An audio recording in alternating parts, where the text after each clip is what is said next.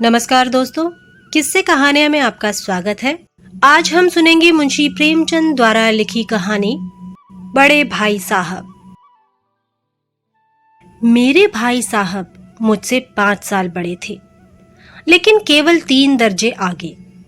उन्होंने भी उसी उम्र में पढ़ना शुरू किया था जब मैंने शुरू किया था, लेकिन तालीम जैसे महत्व के मामले में वह जल्दबाजी से काम लेना पसंद न करते थे। इस भावना की बुनियाद खूब मजबूत डालना चाहते थे, जिस पर आलीशान महल बन सके।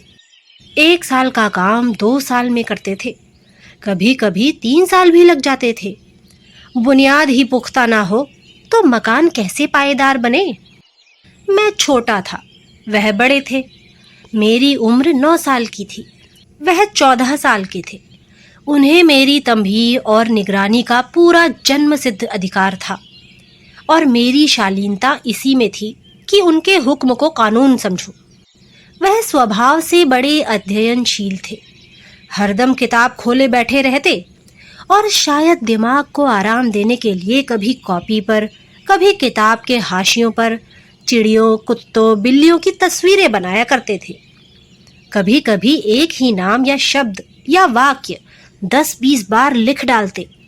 कभी एक शेर को बार बार सुंदर अक्षर में नकल करते। कभी ऐसी शब्द रचना करते जिसमें ना कोई अर्थ होता, ना कोई सामंजस्य। मसलन एक बार उनकी कॉपी पर मैंने यह इबारत देखी, स्पेशल, अमीना, भाइयों भाइयों, दरअसल, भाई भाई, राधे श्याम, श्रीयुत राधे श्याम, 1 घंटे तक। इसके बाद एक आदमी का चेहरा बना हुआ था। मैंने चेष्टा की कि इस पहेली का कोई अर्थ निकालूं, लेकिन असफल रहा और उनसे पूछने का साहस ना हुआ। वह 9वीं जमात में थे, मैं 5वीं में। उनकी रचनाओं को समझना मेरे लिए छोटा मुंह बड़ी बात थी। मेरा जी पढ़ने में बिल्कुल ना लगता था। 1 घंटा भी किताब लेकर बैठना पहाड़ था। मौका पाते ही हॉस्टल से निकलकर मैदान में आ जाता और कभी कंकरियां उछालता, कभी कागज की तितलियां उड़ाता। और कहीं कोई साथी मिल गया तो पूछना ही क्या। कभी 4 दीवारी पर चढ़कर नीचे कूद रहे हैं, कभी फाटक पर सवार उसे आगे पीछे चलाते हुए मोटर कार का आनंद उठा रहे हैं। लेकिन कमरे में आते ही भाई साहब का रौद्र रूप देखकर प्राण सूख जाते। उनका पहला सवाल होता, कहाँ थे? हमेशा यही सवाल इसी ध्वनि में पूछा जाता था, और इसका जवाब मेरे पास केवल मौन था। ना जाने मुंह से यह बात क्यों ना निकलती कि जरा बाहर खेल रहा था। मेरा मौन कह देता था कि मुझे अपना अपराध स्वीकार है, और भाई साहब के लिए इसके सिवा और कोई इलाज न था कि स्नेह और रोष से मिले हुए शब्दों में मेरा सत्कार करें। इस तरह अंग्रेजी पढ़ोगे तो जिंदगी भर पढ़ते रहोगे और एक हर्फ ना आएगा।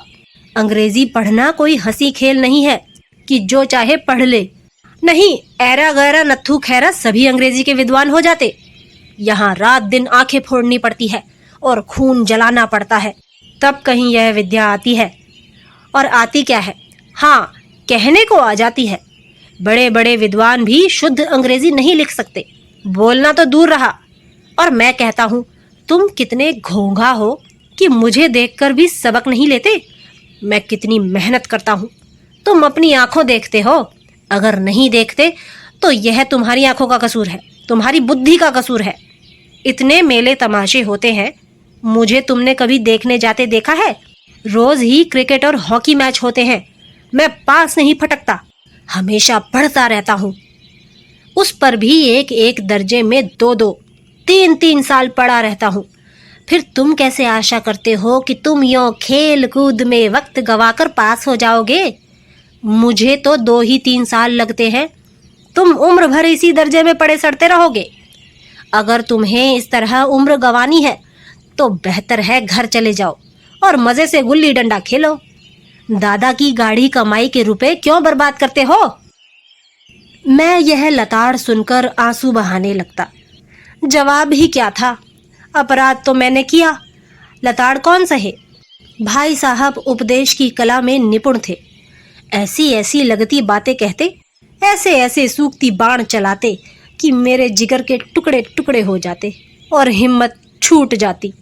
इस तरह जान तोड़कर मेहनत करने की शक्ति मैं अपने में ना पाता था और उस निराशा में जरा देर के लिए मैं सोचने लगता, क्यों ना घर चला जाऊं। जो काम मेरे बूते के बाहर है उसमें हाथ डालकर क्यों अपनी जिंदगी खराब करूं। मुझे अपना मूर्ख रहना मंजूर था, लेकिन उतनी मेहनत, मुझे तो चक्कर आ जाता था। लेकिन घंटे 2 घंटे बाद निराशा के बादल फट जाते और मैं इरादा करता कि आगे से खूब जी लगा कर पढ़ूंगा। चटपट एक टाइम टेबल बना डालता, बिना पहले से नक्शा बनाए, बिना कोई स्कीम तैयार किए काम कैसे शुरू करूं। टाइम टेबल में खेल कूद की मद बिल्कुल उड़ जाती। प्रातःकाल उठना, 6 बजे मुंह हाथ धो नाश्ता कर पढ़ने बैठ जाना। 6 से 8 तक अंग्रेजी, 8 से 9 तक हिसाब, 9 से 9:30 तक इतिहास, फिर भोजन और स्कूल। 3:30 बजे स्कूल से वापस होकर आधा घंटा आराम, 4 से 5 तक भूगोल, 5 से 6 तक ग्रामर, आधा घंटा हॉस्टल के सामने टहलना, 6:30 से 7 तक अंग्रेजी कॉम्पोजिशन, फिर भोजन करके 8 से 9 तक अनुवाद, 9 से 10 तक हिंदी, 10 से 11 तक विविध विषय, फिर विश्राम। मगर टाइम टेबल बना लेना एक बात है, उस पर अमल करना दूसरी बात। पहले ही दिन से उसकी अवहेलना शुरू हो जाती। मैदान की वह सुखद हरियाली, हवा के वह हल्के हल्के झोंके, फुटबॉल की उछल कूद, कबड्डी के वह दाव घात, वॉलीबॉल की वह तेजी और फुर्ती मुझे अज्ञात और अनिवार्य रूप से खींच ले जाती और वहां जाते ही मैं सब कुछ भूल जाता। वह जानलेवा टाइम टेबल, वह आंख फोड़ पुस्तकें किसी की याद न रहती और फिर भाई साहब को नसीहत और फजीहत का अवसर मिल जाता। मैं उनके साये से भागता, उनकी आंखों से दूर रहने की चेष्टा करता, कमरे में इस तरह दबे पांव आता कि उन्हें खबर ना हो। उनकी नजर मेरी ओर उठी और मेरे प्राण निकले। हमेशा सिर पर एक नंगी तलवार सी लटकती मालूम होती। फिर भी जैसे मौत और विपत्ति के बीच में भी आदमी मोह और माया के बंधन में जकड़ा रहता है, मैं फटकार और घुड़कियां खाकर भी खेल कूद का तिरस्कार ना कर सकता था। सालाना इम्तिहान हुआ, भाई साहब फेल हो गए, मैं पास हो गया और दर्जे में प्रथम आया। मेरे और उनके बीच केवल 2 साल का अंतर रह गया। जी में आया भाई साहब को आड़े हाथों लूं। आपकी वह घोर तपस्या कहाँ गई? मुझे देखिए, मजे से खेलता भी रहा और दर्जे में अव्वल भी हूँ। लेकिन वह इतने दुखी और उदास थे कि मुझे उनसे दिली हमदर्दी हुई और उनके घाव पर नमक छिड़ने का विचार ही लज्जास्पद जान पड़ा। हाँ, अब मुझे अपने ऊपर कुछ अभिमान हुआ और आत्मसम्मान भी बढ़ा। भाई साहब का वह रोब मुझ पर ना रहा। आज़ादी से खेल कूद में शरीक होने लगा। दिल मजबूत था। अगर उन्होंने फिर मेरी फजीहत की तो साफ कह दूंगा, आपने अपना खून जलाकर कौन सा तीर मार लिया। मैं तो खेलते कूदते दर्जे में अव्वल आ गया। जबान से यह हेकड़ी जताने का साहस ना होने पर भी मेरे रंग ढंग से साफ जाहिर होता था कि भाई साहब का वह आतंक अब मुझ पर नहीं है। भाई साहब ने इसे भांप लिया। उनकी सहज बुद्धि बड़ी तीव्र थी और एक दिन जब मैं भोर का सारा समय गुल्ली डंडे की भेंट करके ठीक भोजन के समय लौटा तो भाई साहब ने मानो तलवार खींच ली और मुझ पर टूट पड़े। देखता हूँ इस साल पास हो गए और दर्जे में अव्वल आ गए तो तुम्हें दिमाग हो गया है। मगर भाईजान, घमंड तो बड़े बड़े का नहीं रहा। तुम्हारी क्या हस्ती है। इतिहास में रावण का हाल तो पढ़ा ही होगा। उसके चरित्र से तुमने कौन सा उपदेश लिया, या यूं ही पढ़ गए। महज इम्तिहान पास कर लेना कोई चीज़ नहीं, असल चीज़ है बुद्धि का विकास। जो कुछ पढ़ो उसका अभिप्राय समझो। रावण भूमंडल का स्वामी था। ऐसे राजाओं को चक्रवर्ती कहते हैं। आजकल अंग्रेजों के राज्य का विस्तार बहुत बढ़ा हुआ है, पर इन्हें चक्रवर्ती नहीं कह सकते। संसार में अनेकों राष्ट्र अंग्रेजों का आधिपत्य स्वीकार नहीं करते, बिल्कुल स्वाधीन है। रावण चक्रवर्ती राजा था। संसार के सभी महीप उसे कर देते थे। बड़े बड़े देवता उसकी गुलामी करते थे। आग और पानी के देवता भी उसके दास थे। मगर उसका अंत क्या हुआ? घमंड ने उसका नाम निशान तक मिटा दिया। कोई उसे एक चिल्लू पानी देने वाला भी न बचा। आदमी जो कुकर्म चाहे करे, पर अभिमान ना करे। इतराए नहीं, अभिमान किया और दीन दुनिया से गया। शैतान का हाल भी पड़ा ही होगा। उसे यह अभिमान हुआ था कि ईश्वर का उससे बढ़कर सच्चा भक्त कोई है ही नहीं। अंत में यह हुआ कि स्वर्ग से नरक में ढकेल दिया गया। शाहरुम ने भी एक बार अहंकार किया था, भीख मांग मांग कर मर गया। तुमने तो अभी केवल एक दर्जा पास किया है और अभी से तुम्हारा सिर फिर गया। तब तो तुम आगे बढ़ चुके। यह समझ लो कि तुम अपनी मेहनत से नहीं पास हुए। अंधे के हाथ बटेर लग गई, मगर बटेर केवल एक बार हाथ लग सकती है, बार बार नहीं। कभी कभी गुल्ली डंडे में भी अंधा चोट निशाना पड़ जाता है। उससे कोई सफल खिलाड़ी नहीं हो जाता। सफल खिलाड़ी वह है जिसका कोई निशाना खाली ना जाए। मेरे फेल होने पर ना जाओ। मेरे दर्जे में आओगे तो दांतों पसीना आ जाएगा।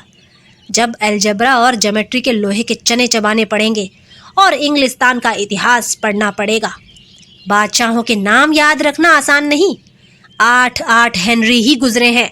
कौन सा कांड किस हेनरी के समय हुआ, क्या यह याद कर लेना आसान समझते हो?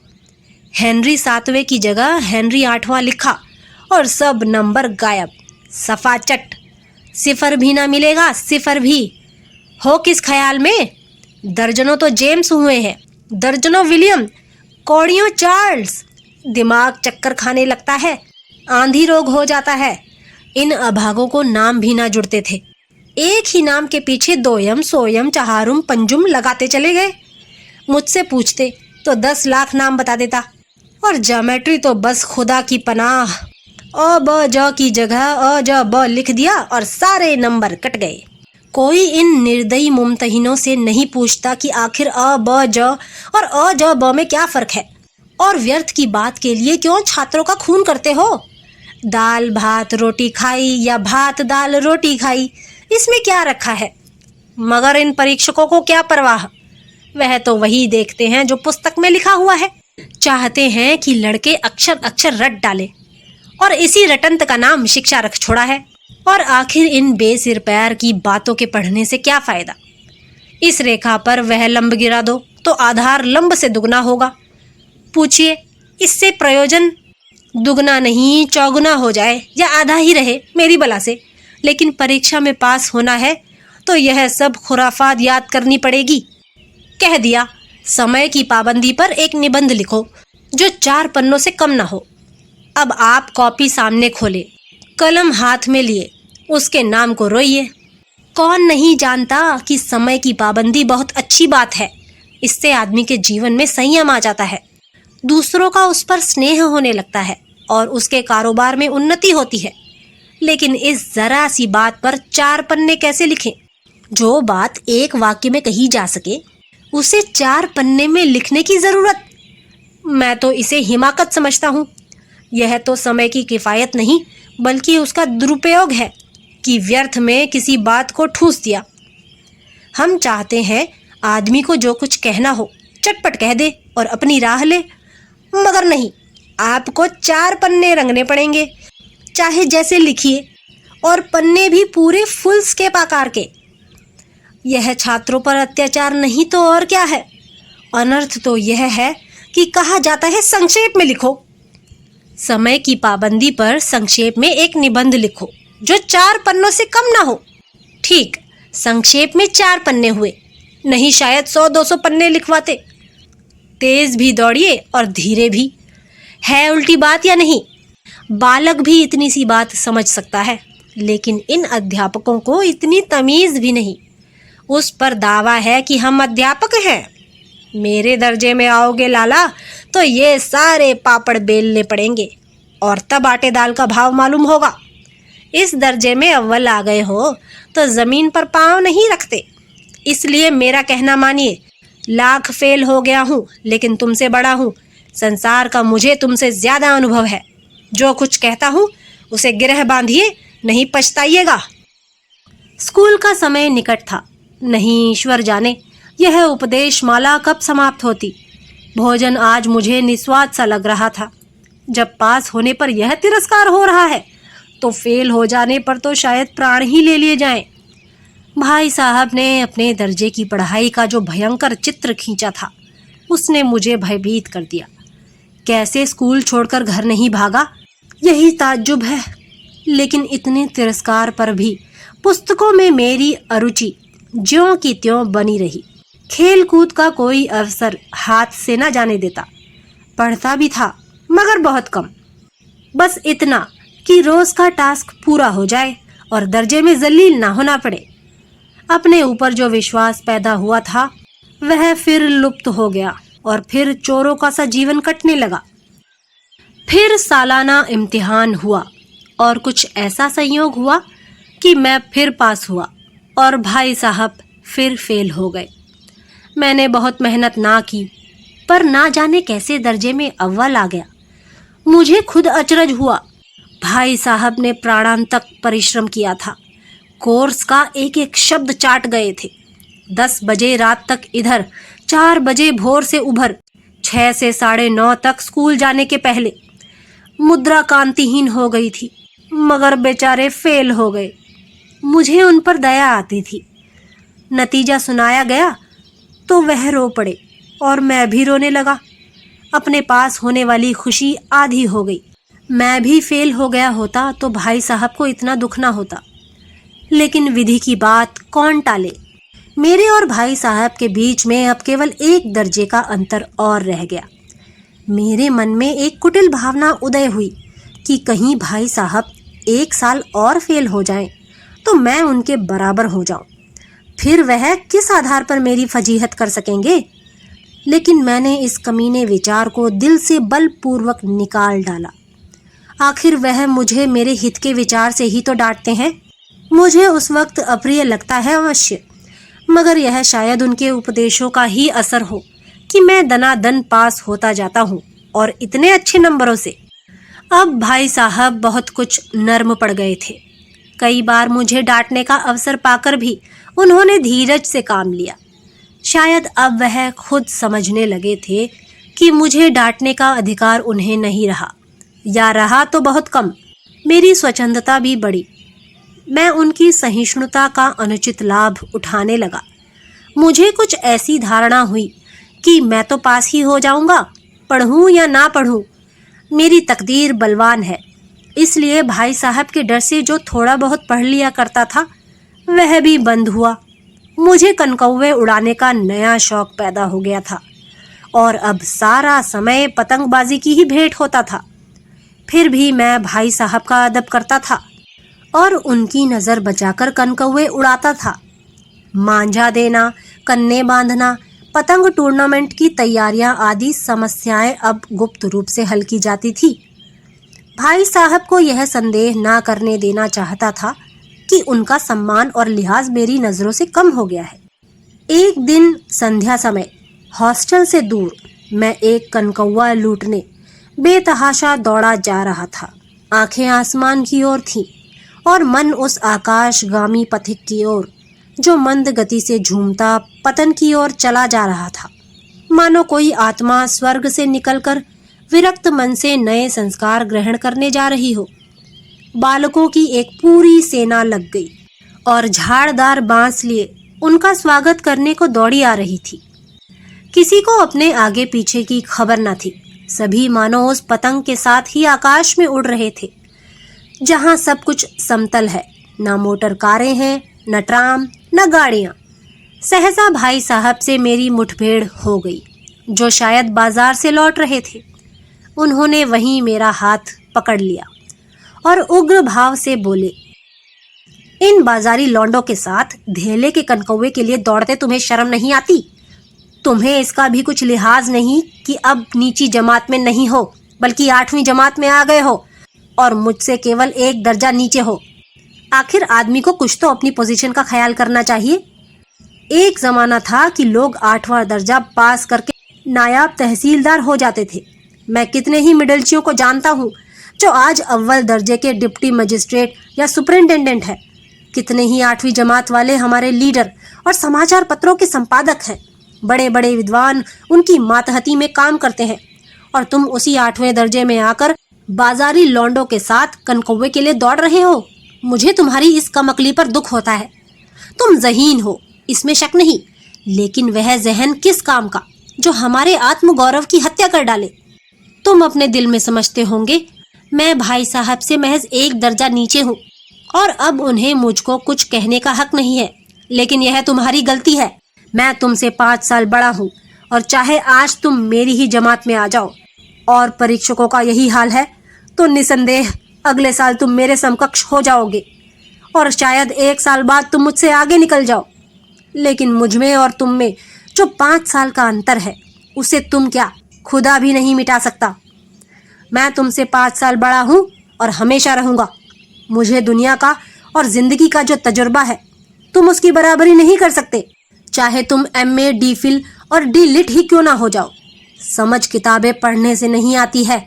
हमारी अम्मा ने कोई दर्जा पास नहीं किया और दादा भी शायद 5वीं 6ठी जमात के आगे नहीं गए, लेकिन हम दोनों चाहे सारी दुनिया की विद्या पढ़ लें, अम्मा और दादा को हमें समझाने और सुधारने का अधिकार हमेशा रहेगा। केवल इसलिए नहीं कि वे हमारे जन्मदाता हैं, बल्कि इसलिए कि उन्हें दुनिया का हमसे ज्यादा तजर्बा है और रहेगा। अमेरिका में किस तरह की राज्य व्यवस्था है और 8वें हेनरी ने कितने विवाह किए और आकाश में कितने नक्षत्र हैं, ये बातें चाहे उन्हें ना मालूम हो, लेकिन हजारों ऐसी बातें हैं जिनका ज्ञान उन्हें हमसे और तुमसे ज्यादा है। दैव ना करे आज मैं बीमार पड़ जाऊं तो तुम्हारे हाथ पांव फूल जाएंगे। दादा को तार देने के सिवा तुम्हें और कुछ ना सूझेगा, लेकिन तुम्हारी जगह पर दादा हो तो किसी को तार ना दे, ना घबराएं, ना बदहवास हो। पहले खुद मर्ज पहचान कर इलाज करेंगे, उसमें सफल ना हुए तो किसी डॉक्टर को बुलाएंगे। बीमारी तो खैर बड़ी चीज है। हम तुम तो इतना भी नहीं जानते कि महीने भर का खर्च महीने भर कैसे चले। जो कुछ दादा भेजते हैं उसे हम 20-22 तक खर्च कर डालते हैं और पैसे पैसे को मोहताज हो जाते हैं। नाश्ता बंद हो जाता है, धोबी और नाई से मुंह चुराने लगते हैं। लेकिन जितना आज हम और तुम खर्च कर रहे हैं उसके आधे में दादा ने अपनी उम्र का बड़ा भाग इज्जत और नेकनामी के साथ निभाया है और एक कुटुंब का पालन किया है जिसमें सब मिलाकर 9 आदमी थे। अपने हेडमास्टर साहब ही को देखो, MA है कि नहीं, और यहाँ के MA नहीं, ऑक्सफोर्ड के। 1000 रुपए पाते हैं, लेकिन उनके घर इंतजाम कौन करता है? उनकी बूढ़ी माँ। हेडमास्टर साहब की डिग्री यहाँ आकर बेकार हो गई। पहले खुद घर का इंतजाम करते थे, खर्च पूरा ना पड़ता था, कर्जदार रहते थे। जब से उनकी माताजी ने प्रबंध अपने हाथ में लिया है, जैसे घर में लक्ष्मी आ गई है। तो भाईजान, यह गुरूर दिल से निकाल डालो कि तुम मेरे समीप आ गए हो और अब स्वतंत्र हो। मेरे देखते तुम बेराह नहीं चल पाओगे। अगर तुम यों ना मानोगे तो मैं थप्पड़ दिखाकर बोले, इसका प्रयोग भी कर सकता हूँ। मैं जानता हूँ तुम्हें मेरी बातें जहर लग रही हैं। मैं उनकी इस नई युक्ति से नतमस्तक हो गया। मुझे आज सचमुच अपनी लघुता का अनुभव हुआ और भाई साहब के प्रति मेरे मन में श्रद्धा उत्पन्न हुई। मैंने सजल आंखों से कहा, हरगिज नहीं, आप जो कुछ फरमा रहे हैं वह बिल्कुल सच है और आपको कहने का अधिकार है। भाई साहब ने मुझे गले लगा लिया और बोले, मैं कनकौवे उड़ाने को मना नहीं करता, मेरा जी भी ललचाता है, लेकिन क्या करूं, खुद बेराह चलूं तो तुम्हारी रक्षा कैसे करूं? यह कर्तव्य भी तो मेरे सिर पर है। संयोग से उसी वक्त एक कटा हुआ कनकौवा हमारे ऊपर से गुजरा। उसकी डोर लटक रही थी। लड़कों का एक गोल पीछे पीछे दौड़ा चला आता था। भाई साहब लंबे हैं ही, उछलकर उसकी डोर पकड़ ली और बेतहाशा हॉस्टल की तरफ दौड़े। मैं पीछे पीछे दौड़ रहा था। तो दोस्तों, यह थी मुंशी प्रेमचंद द्वारा लिखी कहानी बड़े भाई साहब। अगली बार फिर एक नई कहानी के साथ आपसे मुलाकात होगी। तब तक के लिए नमस्कार।